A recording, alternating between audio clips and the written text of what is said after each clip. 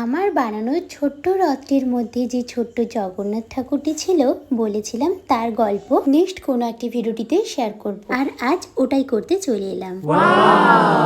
আশা করছি তোমরা অনেকেই দেখেছো। এইবারে রথযাত্রা উপলক্ষে কি বানাবো সেই কনফিউশনে পড়ে তোমাদের সাথে একটি পোস্ট শেয়ার করেছিলাম। জানতে চেয়েছিলাম তোমরা ছোট্ট জগন্নাথ নাকি ছোট রথ দেখতে চাও, যেখানে তোমরা বেশিরভাগ জনই ছোট্ট রথের কথা বলেছিলে, যার ভিডিও আমি অলরেডি আপলোড করে দিয়েছি। তোমরা যারা এখনো দেখোনি ঝটপট কি চেক আউট করে নাও। তবে আমার ওই পোস্টটিতে আরো কয়েকজন ফ্রেন্ড বলেছিলে দুটোর ভিডিও দেখতে চাও, তাই চলো একটা ছোট্ট জগন্নাথ ঠাকুরও বানিয়ে ফেলি।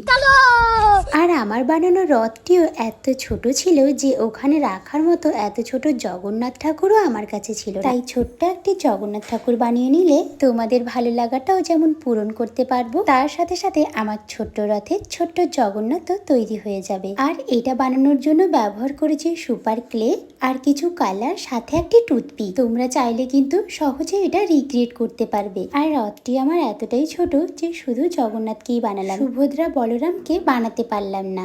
এবার ঝটপট জানিয়ে দাও তো ছোট্ট জগন্নাথ ঠাকুরটি তোমাদের কেমন লাগলো। আর সবাই খুব ভালো করে রথযাত্রা কাটাও। টাটা।